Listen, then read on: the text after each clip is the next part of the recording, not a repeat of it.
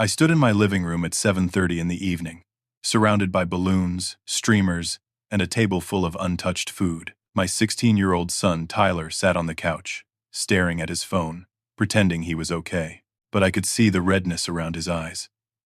Not one person from my family had shown up. No calls, no texts, nothing, just silence. The birthday cake sat in the middle of the table with 16 unlit candles, mocking us both.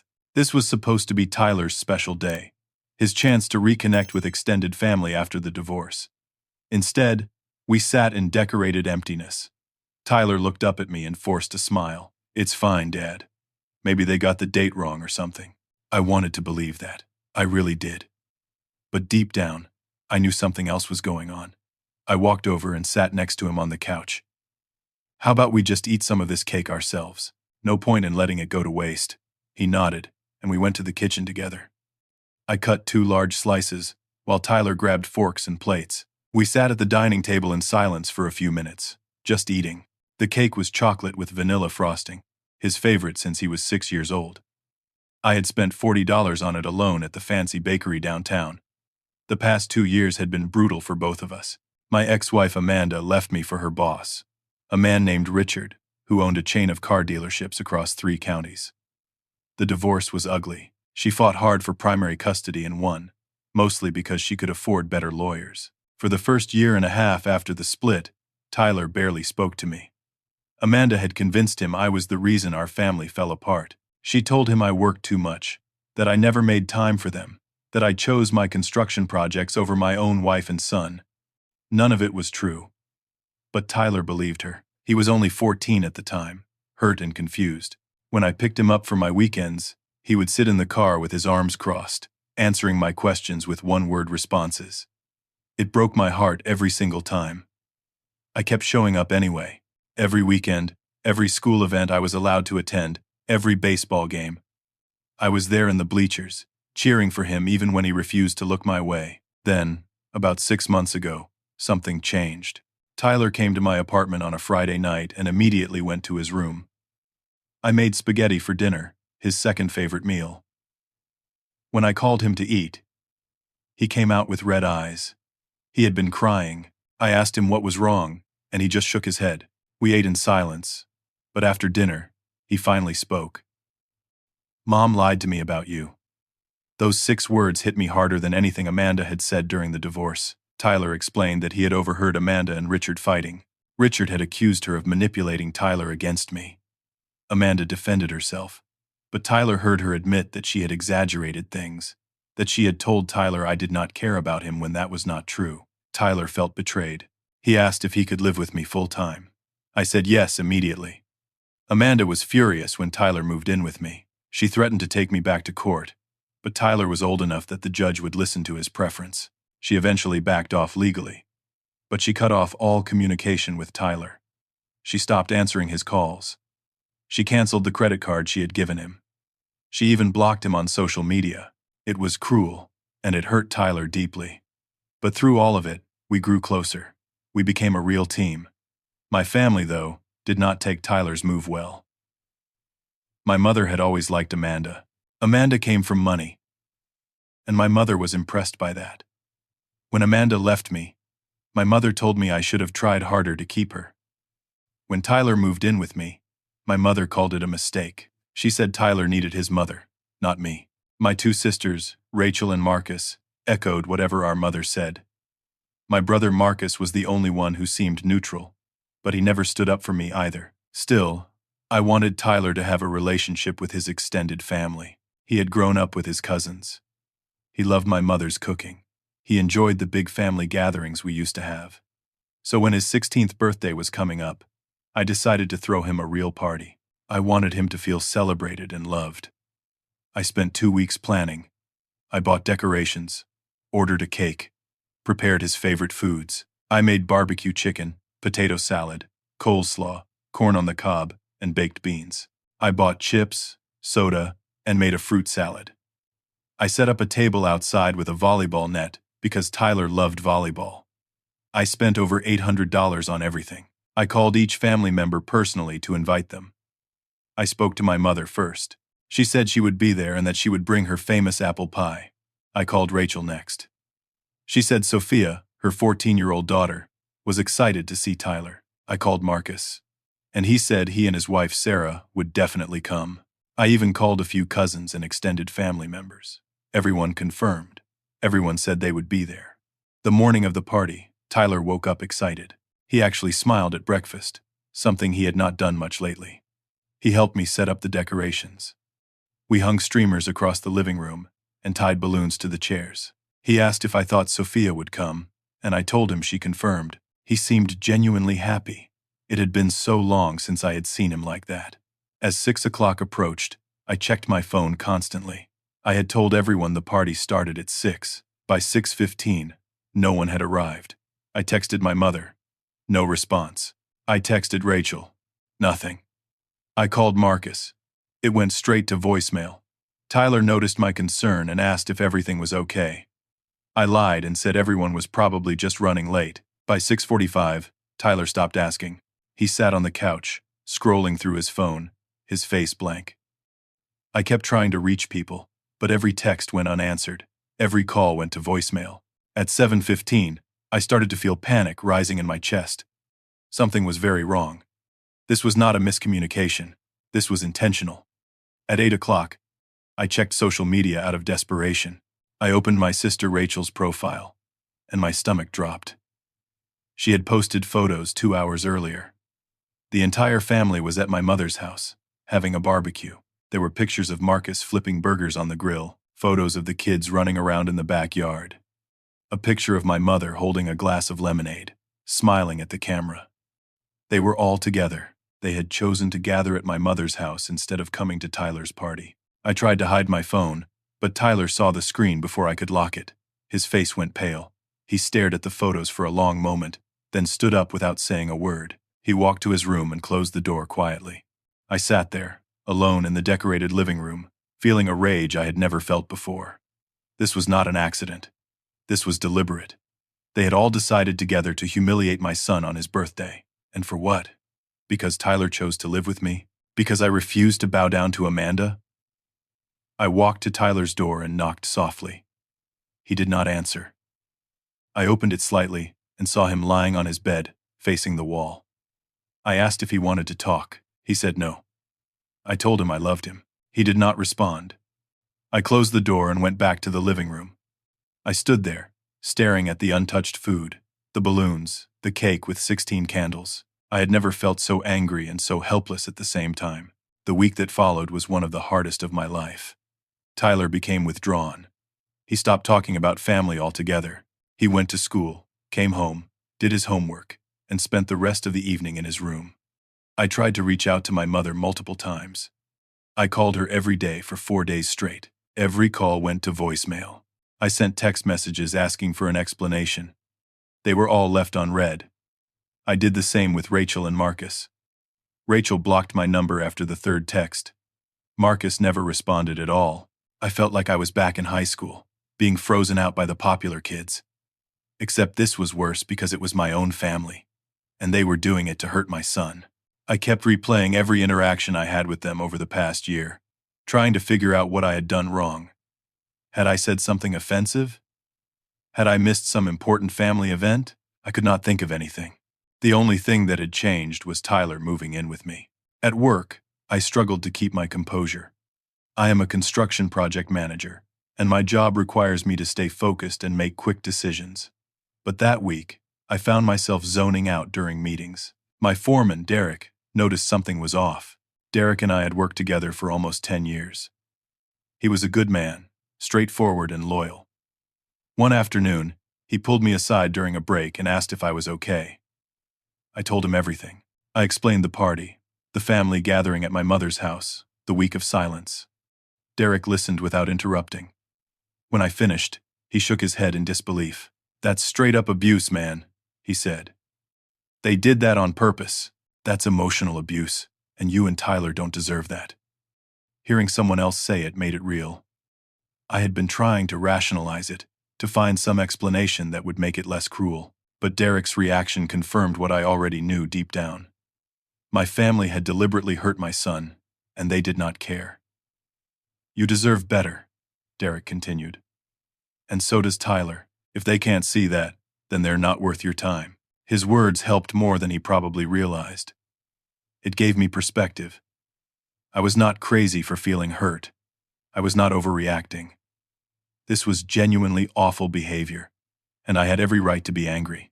At home, things with Tyler were still difficult. One evening, I caught him scrolling through Amanda's social media. She had posted pictures with Richard and his 2 kids at a fancy restaurant. They all looked like a happy family. Tyler stared at the photos with an expression I could not read. When he noticed me watching, he quickly closed the app. "Do you ever feel like nobody actually wants you around?" he asked quietly. The question hit me like a punch to the gut. I sat down next to him on the couch. "Tyler, I want you around. Every single day. You're the best thing in my life. But nobody else does," he said. "Mom doesn't, Grandma doesn't. Nobody showed up to my birthday." I put my arm around his shoulders. "Then we'll build our own family. Just you and me. We don't need people who treat us like we don't matter." He leaned into me, and we sat there in silence for a few minutes. It was a small moment, but it mattered. Later that evening, I took Tyler to his favorite restaurant, a burger place called Eddie's that made the best milkshakes in town. We sat in a booth, ordered way too much food, and talked about everything except family. We talked about school, his friends, the car I had bought him last month. It was an old Honda Civic with 140,000 miles on it. But Tyler loved it. He had been saving up to buy new speakers for it. That night was the best night we'd had in weeks. Tyler laughed. He joked around. For a few hours, he seemed like himself again. As we drove home, he thanked me for taking him out. I told him we should make it a tradition, just the 2 of us. He smiled and said he would like that. The next day, I checked the mail and found an expensive cream-colored envelope with gold embossing. My name and address were written in elegant calligraphy. I opened it, confused. Inside was a formal invitation printed on thick cardstock. It was for my niece Sophia's 14th birthday party. The event was being held at Riverside Country Club, one of the most exclusive venues in the area. The invitation described it as a Sweet 14 celebration and listed a dress code, formal attire required. Attached to the invitation with a paperclip was a small card. I recognized my mother's handwriting immediately. The note was short and to the point. Family contribution required. $2,300 per person. Venmo me by Friday. XOXO. Mom. I read the note 3 times, unable to process what I was seeing. $2,300 per person. That meant if Tyler and I both attended, I would need to pay $4,600. There was no apology for missing Tyler's birthday, no acknowledgement of the pain they had caused. Just a demand for money. The party was scheduled for 2 weeks from now, and my mother expected payment by the end of the week. I sat down at the kitchen table, still holding the invitation. Tyler came downstairs and asked what I was looking at. I handed him the invitation and the note without saying anything. He read them both, and his expression darkened. "Are you serious?" he said. "She wants you to pay $4,600 to go to Sophia's party? After what they did?" I nodded, too angry to speak. Tyler shook his head and tossed the invitation onto the table. "Don't give them anything, Dad. I don't want to see any of them ever again." His words were firm, and I realized he was right. This was not just about money. This was about control. My mother wanted to see if she could still manipulate me, if I would still bow to her demands even after everything she had done. And if I gave in, I would be teaching Tyler that it was okay to let people treat him badly as long as they were family. I spent the next 2 days wrestling with how to respond. Part of me wanted to ignore the invitation completely, to throw it in the trash and move on. Another part of me wanted to send a long, scathing message explaining exactly how cruel and selfish they had all been, but I worried about Tyler. Despite everything, I did not want to completely cut him off from his extended family. What if he regretted it later? What if he blamed me for burning those bridges? Derek's advice kept coming back to me. "Burn the bridge, man. They've already burned it from their side. You're just making it official." But it felt like such a final step. Once I did it, there would be no going back. On the second night, Tyler found the invitation still sitting on the kitchen table. He picked it up and read it again, then looked at me. Dad, if you pay them, you're telling them it's okay to treat us like garbage. You're telling them they can do whatever they want. And well, just take it. Is that what you want to teach me? He was 16 years old, but in that moment, he sounded wiser than I felt. He was right. If I paid, I would be enabling their behavior. I would be showing Tyler that family loyalty meant accepting abuse. I made my decision right then. I opened the Venmo app on my phone and searched for my mother's account. My hands were shaking slightly as I typed in the amount. $1. In the notes section, I wrote a single word, congratulations. Then I hit send. The moment I did it, I felt a strange sense of relief, like a weight had been lifted off my chest. I showed Tyler the screen. He stared at it for a second, then started laughing. It was the first real laugh I had heard from him in over a week. That's perfect, Dad. That's actually perfect. We both laughed together. And for a moment, everything felt okay. But within 30 minutes, my phone started exploding. My mother called 6 times in a row. I let every call go to voicemail. Then the text messages started flooding in. My mother sent 5 messages in rapid succession. How dare you disrespect me like this? After everything I've done for you, you are an ungrateful, selfish man. I raised you better than this. You will regret this, Jonas. Then Rachel started texting. You're punishing Sophia for your own issues. She's just a kid. How can you be so cruel? Marcus chimed in next. Grow up and be part of this family. Stop acting like a child. I read each message, feeling my anger build. Not one of them mentioned Tyler's birthday. Not one of them acknowledged what they had done. They were all acting like I was the problem, like I was the one being unreasonable. I started typing out a long group message explaining exactly why I had sent $1. I detailed Tyler's ruined birthday, the intentional barbecue at my mother's house, the lack of any apology or explanation. I typed it all out, my fingers moving fast across the screen. But before I could hit send, another message came through from my mother. If you can't contribute to family, then you're not welcome in this family. Don't come crawling back when you need something. I stared at that message for a long time. Then I deleted my entire explanation. What was the point? They did not want to hear it. They did not care. I was never going to get the apology I wanted. And Tyler was never going to get the acknowledgement he deserved. So instead of arguing, I made a different choice. I blocked my mother's number. Then I blocked Rachel's. Then Marcus. I went through my social media accounts and blocked all 3 of them on every platform. It took about 10 minutes to do it all. And when I was done, my phone was finally silent. That night, something else occurred to me. My mother had a key to my house. She had helped me move in after the divorce, and I had given her a spare key in case of emergencies.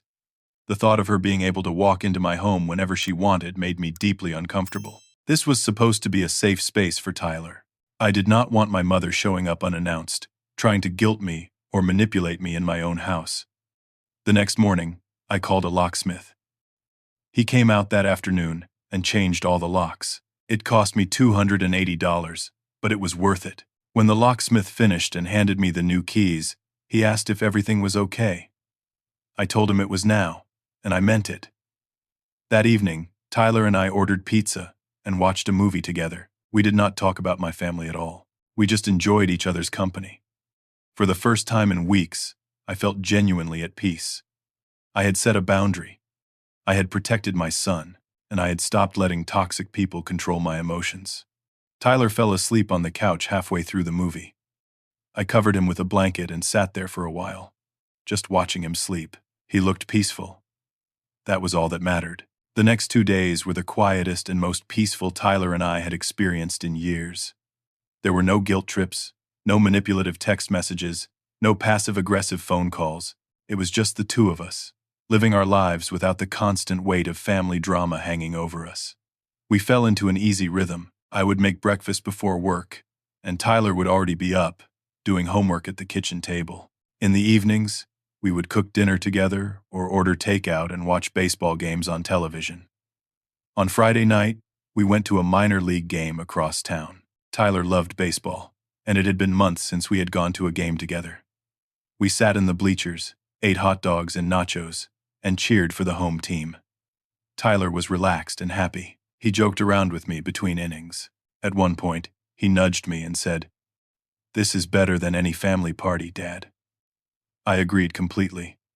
On Saturday morning, we worked on his car together. The Honda Civic needed an oil change, and I wanted to teach Tyler how to do it himself. We spent 2 hours in the driveway, getting our hands dirty and talking about nothing in particular. Derek stopped by around noon with sandwiches from the deli. He stayed for a bit, chatting with Tyler about cars and giving him advice on how to maintain the engine. Tyler listened intently, asking questions and taking notes on his phone. It was a simple, good day.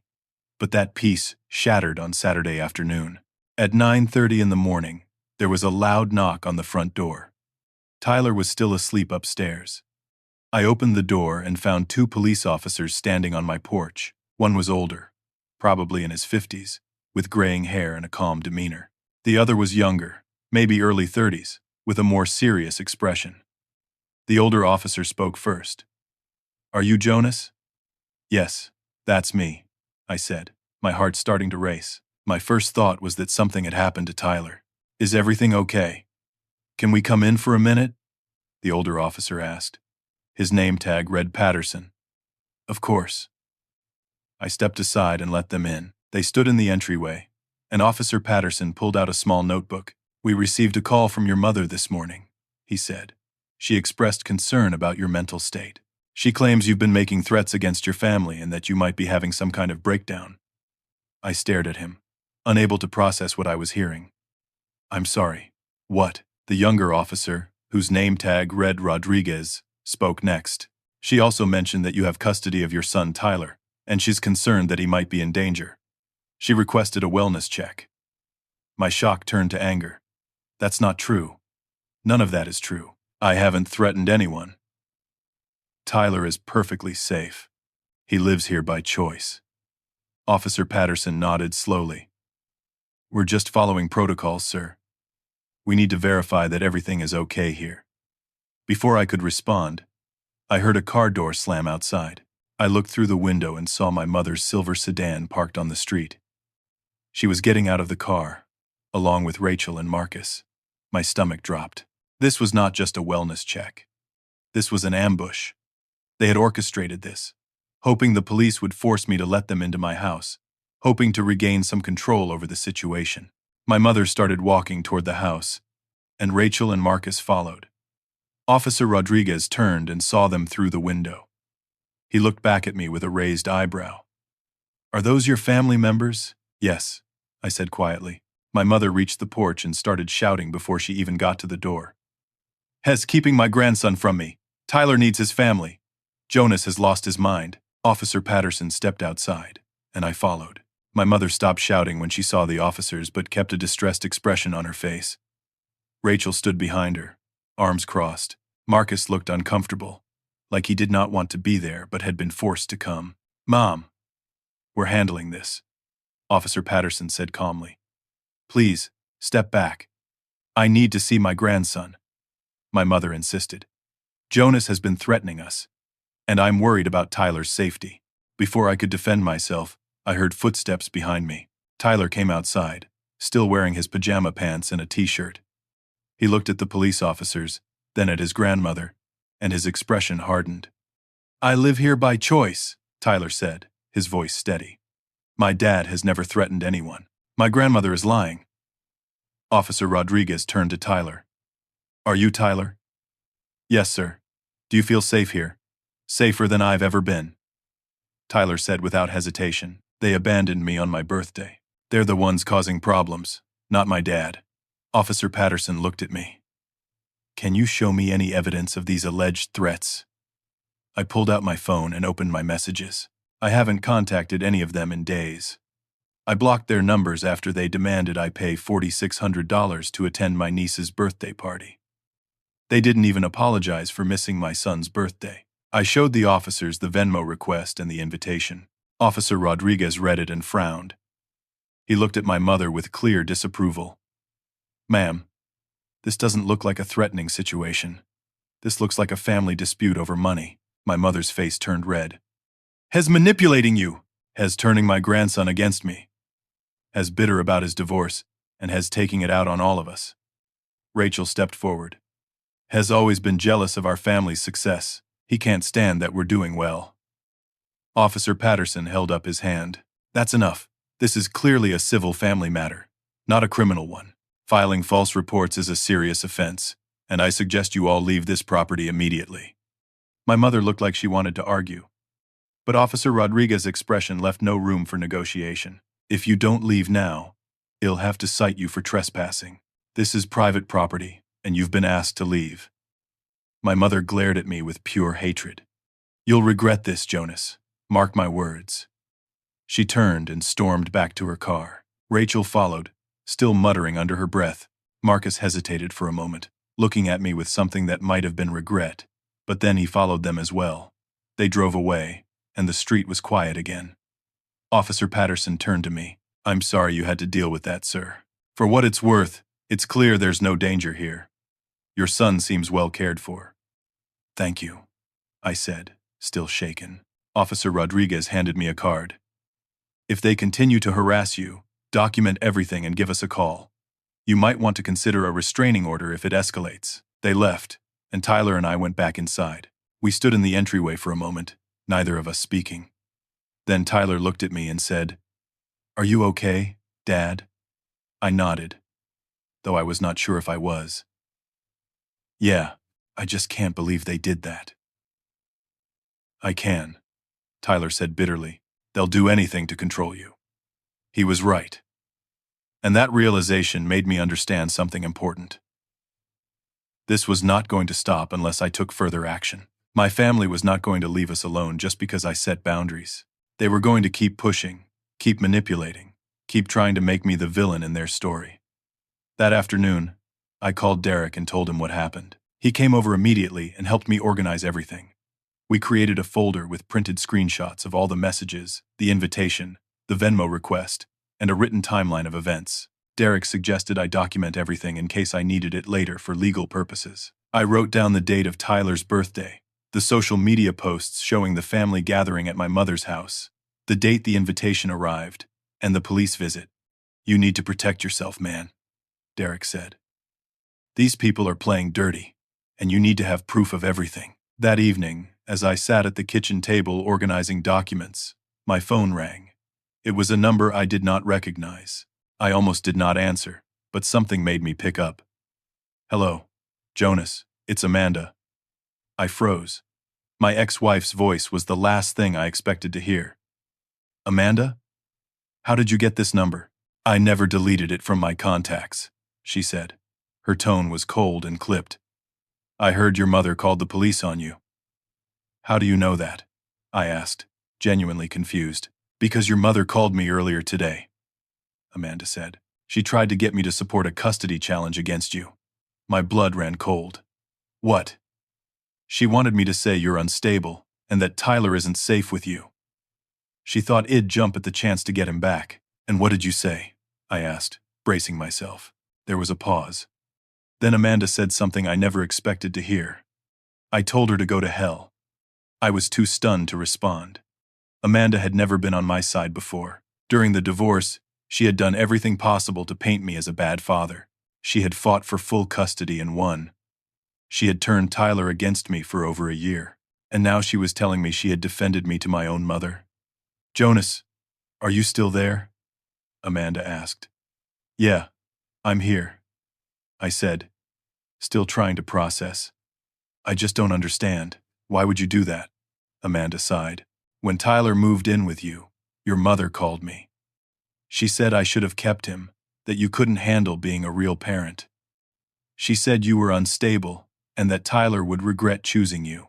I felt anger rising in my chest again. She said that. Yes, and I was furious, Amanda continued.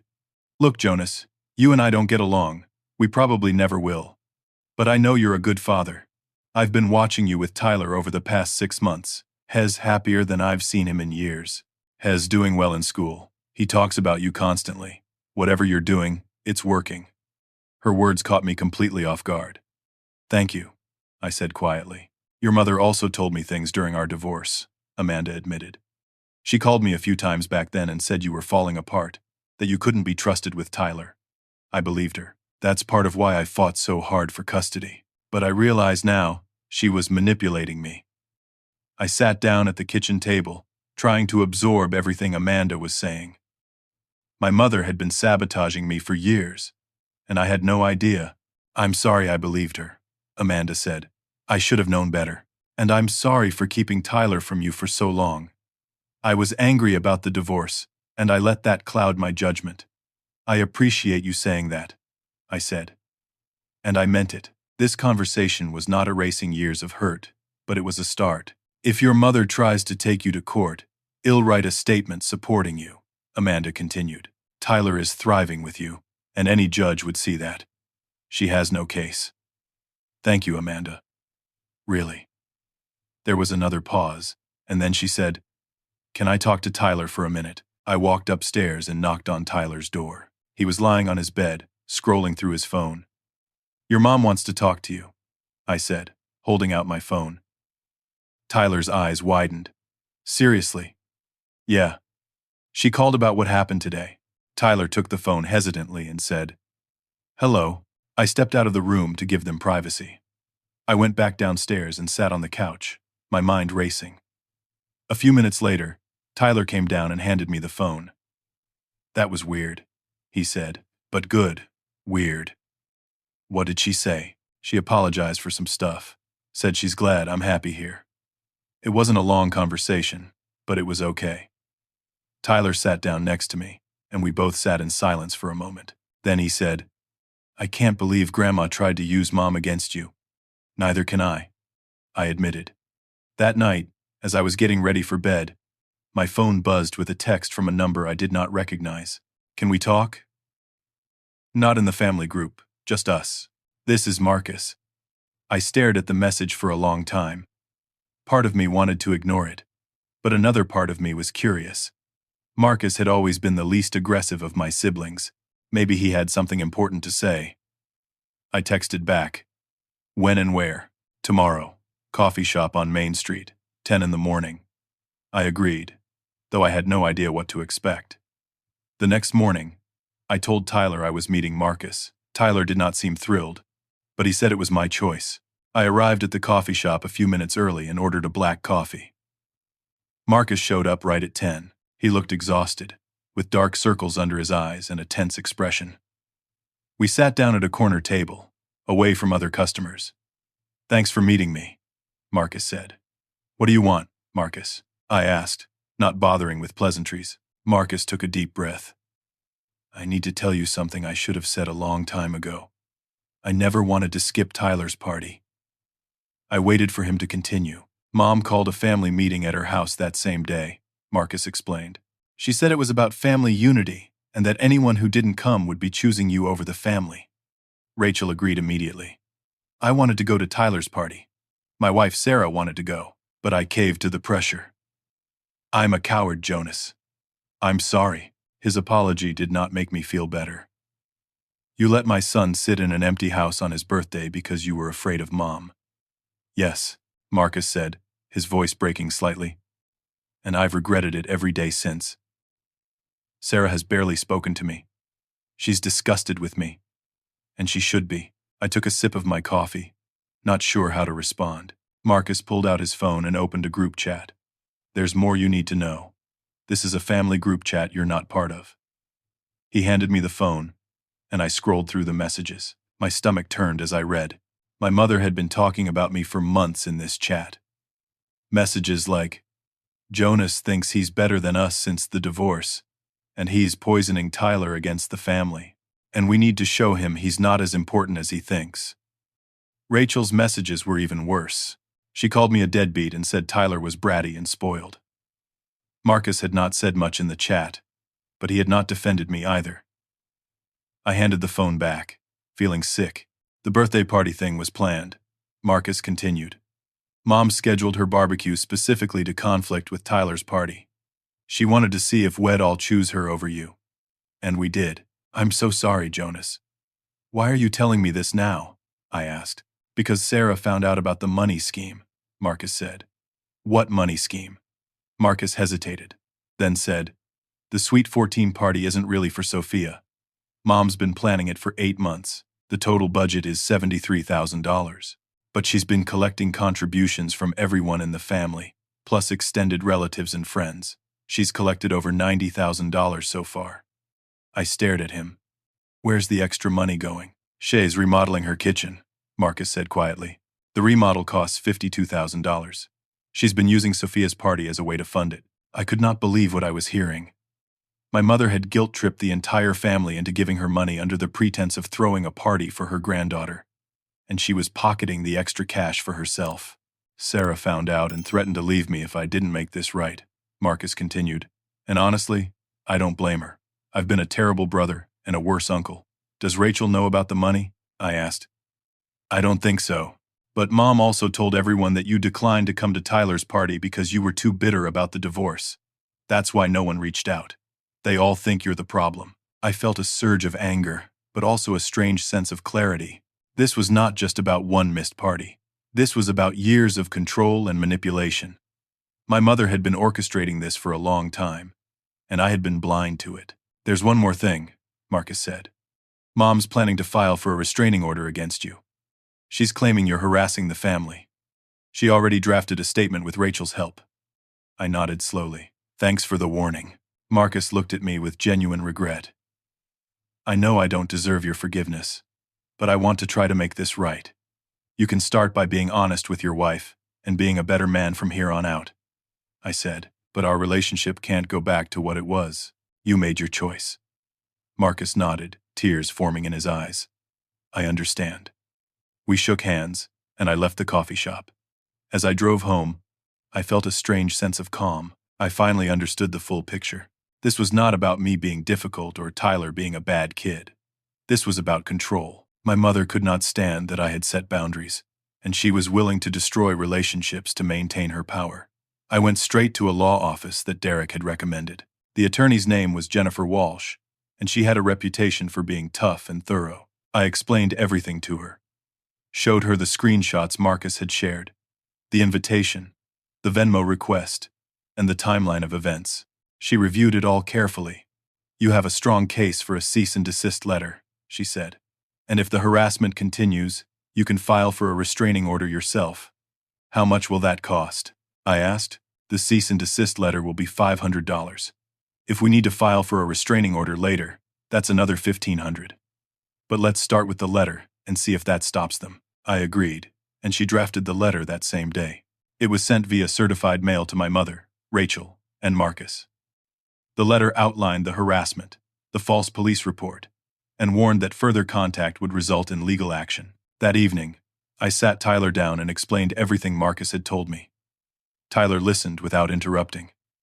When I finished, he was quiet for a long moment. So Grandma has been lying about us to everyone, he finally said. Yes. And she used Sophia's party to scam money from people.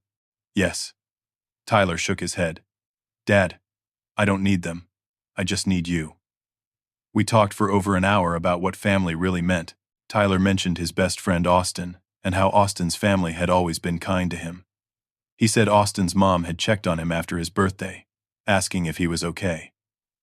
I realized Tyler was right. We had family all along. It just was not the family I was born into. 2 weeks passed, and for the first time in months, I felt like I could breathe. The cease and desist letter had been delivered, and there was complete radio silence from my mother, Rachel, and Marcus. No phone calls, no texts, no surprise visits. It was like they had finally realized I was serious about protecting my boundaries. Marcus texted me once during that time. His message was brief. Mom is furious about the letter, but she's stopped talking about you. Sarah and I are working things out. Thank you for giving me a chance to be better. I appreciated the update, but I did not respond. I needed space, and Marcus needed to prove through his actions, not his words, that he had changed. The Sweet 14 party happened without us. Tyler did not mention it once. On the day of the party, we went to a state park about an hour away and spent the afternoon hiking. It was a beautiful day, and Tyler seemed genuinely at peace. We talked about his plans for junior year, his interest in maybe studying engineering in college, and his goal of fixing up his car. It was one of the best days we had spent together. 3 weeks after the police incident, something unexpected happened. Extended family members started reaching out to me. My cousin David called one evening, his voice full of regret. "Jonas, I just found out what really happened with Tyler's birthday. Your mom told us you canceled the party because you were upset about the divorce. I had no idea she was lying. I'm so sorry." I appreciated his honesty. "Thank you for reaching out, David. That means a lot. Can I send Tyler a gift?"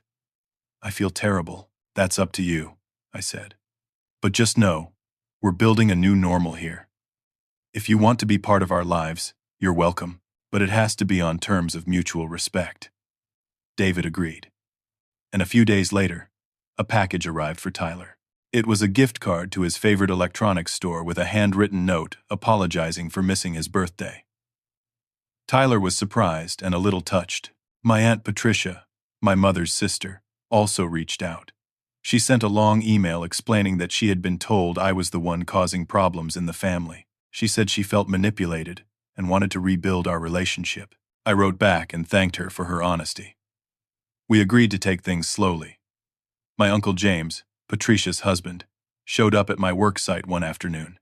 He looked uncomfortable but determined. Derek saw him first and asked if I wanted him to handle it, but I said it was okay.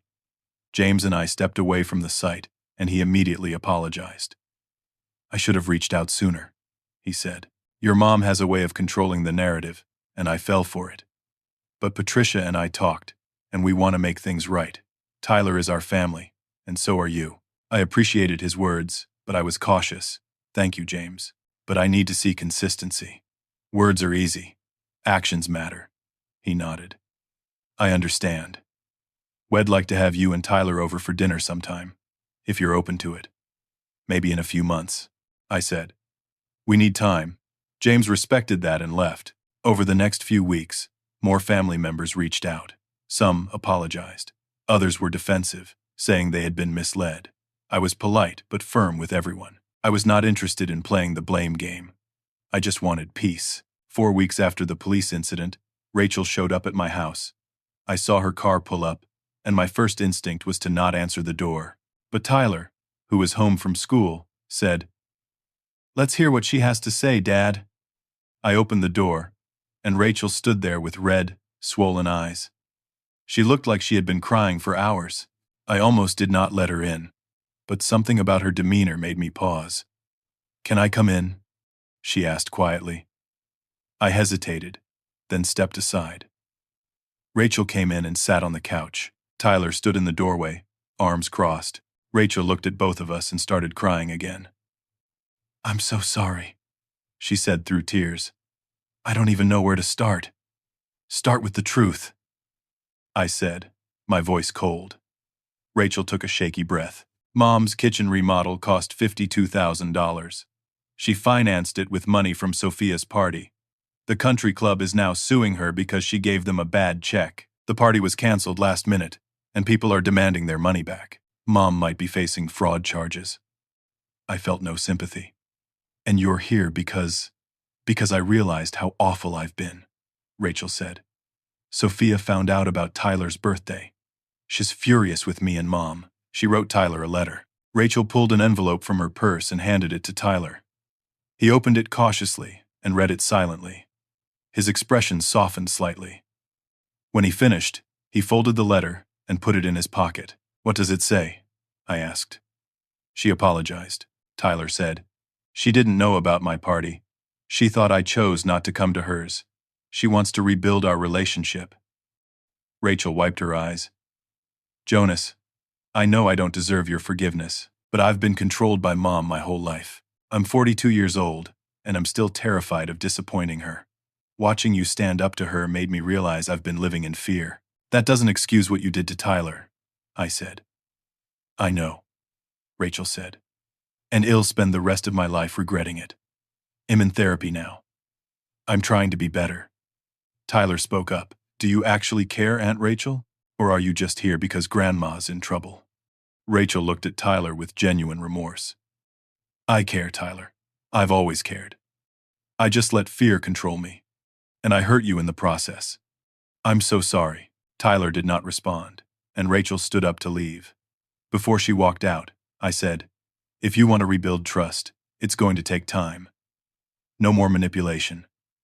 No more guilt trips. And no contact with Mom while we're around. Rachel nodded.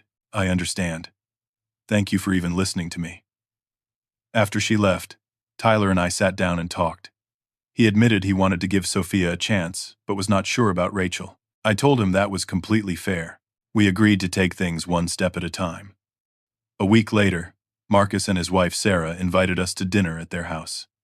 It was awkward at first, but Sarah was warm and kind. She apologized repeatedly for not standing up sooner. Marcus was quieter, clearly still feeling guilty. But the evening went better than I expected. Tyler and Marcus' kids played video games, and for a few hours, things felt almost normal. As we were leaving, Marcus pulled me aside. I'm learning how to be a man by watching you, Jonas.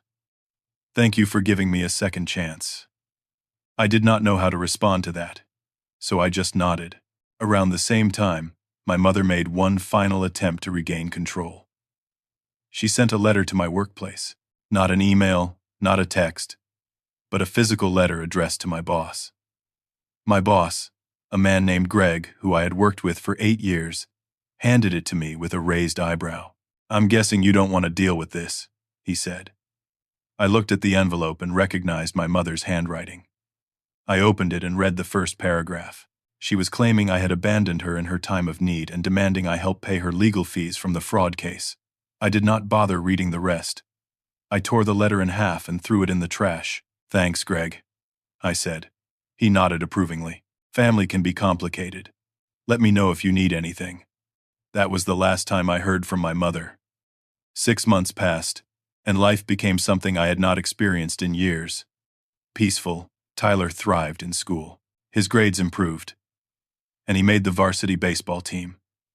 He spent more time with his friends and started talking about college plans. He was happy, genuinely happy, and that was all I ever wanted for him. As Tyler's 17th birthday approached, I asked him how he wanted to celebrate. He said he wanted a small party, just close friends and the family members who had actually shown up for us. I agreed, and we started planning together. The party was on a Saturday afternoon. I grilled burgers and hot dogs in the backyard. Derek and his family came, bringing a cooler full of drinks and a homemade potato salad. Amanda stopped by with a gift, a new gaming headset Tyler had been wanting. She stayed for about an hour, chatting politely with everyone. It was still a little awkward between us, but we were both trying. Marcus and Sarah came with their 2 kids. Rachel showed up with Sophia, who immediately ran over to Tyler and hugged him. They spent most of the party catching up, laughing and talking like they used to. Aunt Patricia and Uncle James came, bringing a homemade cake that Patricia had baked herself. My cousin David brought his wife and their newborn baby. It was not a huge party, maybe 20 people total, but it felt full. It felt genuine. Everyone there actually wanted to be there. There were no forced smiles, no passive-aggressive comments, no hidden agendas, just people who cared about Tyler, celebrating him. When it was time for cake, everyone gathered around the table. I lit 17 candles, and we all sang happy birthday. Tyler closed his eyes, made a wish, and blew out the candles. Everyone cheered. He looked at me and smiled, a real, unguarded smile. In that moment, I knew we had won, not in a petty or vengeful way, but in the way that mattered. We had built something real and good out of the ashes of what we lost. After everyone left, Tyler and I cleaned up together. We took trash bags outside, put away leftover food, and wiped down tables. As we worked, Tyler said, "Thanks for not giving up on me, Dad. And thanks for teaching me it's okay to walk away from people who hurt you." His words hit me harder than I expected. I stopped what I was doing and looked at him. "You never have to thank me for that, Tyler. You're my son. I'll always fight for you." "I know," he said, "but I want you to know I see it. I see everything you did. And I'm grateful." We finished cleaning in comfortable silence. Later that night, after Tyler went to bed, I sat on the porch with a cup of coffee. The neighborhood was quiet. The sky was clear, full of stars. I thought about everything that had happened over the past 6 months. The pain, the betrayal, the police showing up at my door, the legal letters, the confrontations. But I also thought about the growth. Tyler was stronger now. I was stronger now. We had learned what real family looked like, and it was not defined by blood. I used to think being a good son, brother, and father meant always being available, always forgiving, always keeping the family together no matter what. But that day I sent that $1, I learned something more important. Being a good father means showing your kid that love has boundaries, that respect is earned, not demanded, that sometimes the bravest thing you can do is walk away from people who treat you like you don't matter. Tyler knows now that he matters. He knows his father will always fight for him. And honestly, that's all that matters. We built our own family, and it's better than the one I lost. I went inside and saw Tyler asleep on the couch with our dog, a golden retriever named Charlie, that we had adopted 3 months earlier. Tyler had his arm draped over Charlie, both of them completely at peace. I grabbed a blanket from the closet and covered Tyler gently. He stirred slightly but did not wake up. I looked around the living room. There were photos on the walls now. Pictures of Tyler and me at baseball games, hiking trips, and just hanging out at home. There were pictures of Derek and his family, of Tyler with his friends, of Charlie playing in the backyard. These were the people who mattered. This was our family. I turned off the lights and headed upstairs. As I got ready for bed, I thought about my mother one last time. I wondered if she ever regretted what she did. Probably not. People like her rarely do, but it did not matter anymore. She no longer had power over me or my son. We were free. I got into bed and stared at the ceiling for a while. A year ago, I would have done anything to keep my family together. I would have paid the money. I would have apologized for things I did not do. I would have accepted the blame just to keep the peace. But now I understood that peace built on lies and manipulation is not real peace. It's just fear dressed up as harmony. Real peace comes from living authentically, from protecting the people you love, and from refusing to accept treatment that diminishes your worth. Tyler learned that lesson at 16. Some people never learn it at all. I was proud of both of us for having the courage to walk away and build something better. As I drifted off to sleep, I thought about the future. Tyler would graduate high school next year. He would go to college, start his own life, make his own choices, and he would do it knowing that his father always had his back, that love does not mean accepting abuse, and that family is defined by actions, not words. We were going to be just fine. Before I close, I want to ask you something. Have you ever had to set boundaries with family members who did not respect you? Have you ever had to choose between keeping the peace and protecting someone you love? I would love to hear your thoughts in the comments below. Your story might help someone else who is going through something similar. If this story resonated with you, please consider hitting the like button. It really helps the channel grow and allows me to share more stories like this one. And if you have not already, subscribe so you do not miss future videos. I share stories every week about real-life challenges, family dynamics, and the lessons we learn along the way. Finally, if you know someone who might benefit from hearing this story, please share it with them. Sometimes people need to hear that it is okay to set boundaries, that it is okay to walk away from toxicity, even when it comes from family. Your share could make a real difference in someone's life. Thank you so much for taking the time to listen to my story. I appreciate every single one of you. I hope you walk away from this feeling empowered to protect your own peace and to stand up for the people you love. Remember, family is not just about who you are related to. It is about who shows up, who respects you, and who loves you without conditions. Take care of yourselves, and I'll see you in the next story.